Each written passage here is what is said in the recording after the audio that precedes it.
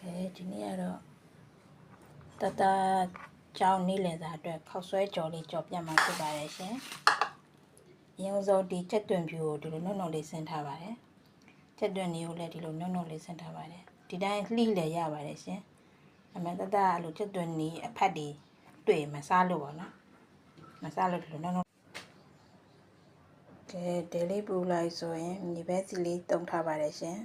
။မြေပဲစီလေးထည့်ထားပါတယ်။မြေပဲစီကအန်ဒီရကင်းနေပေါ့နော်။အနေကင်းနဲ့ဘေးရှင်းနဲ့မိုးရီမြေပဲစီတန်တုံးထားပါတယ်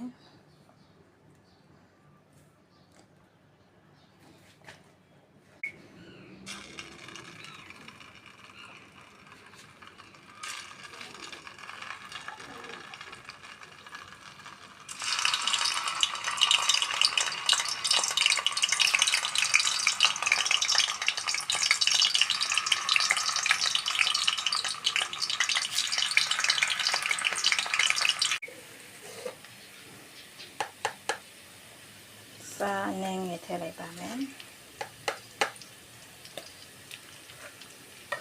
ညုံမို့လည်းတုံးထားပါတယ်ညုံမို့လည်းနည်းနည်းထည့်လိုက်ပါတယ်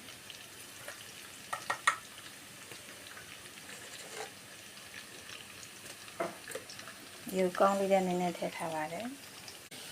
ဒီလိုလေးလွှင့်လိုက်ဆိုရင်ခေါက်ဆွဲတဲ့ထဲမှာတည်ရလေးကြော်ရမယ်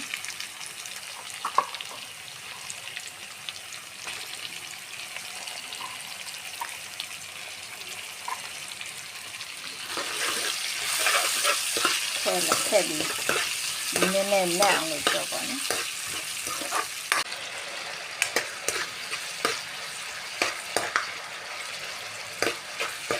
ဒီလေးကြော်ပြီးသားရင်နောက်ဆုံးတက်တင်ပြီးလှီးထားရလို့ထည့်ရမယ်ရှင်နှုတ်ထုတ်ထားရပါ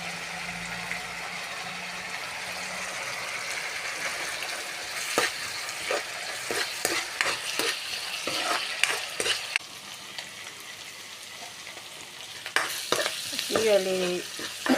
နပ်ပြီးဆိုရင်တော့ခွက်လေးတစ်လုံးနဲ့တည်ထားလိုက်ပါရှင်။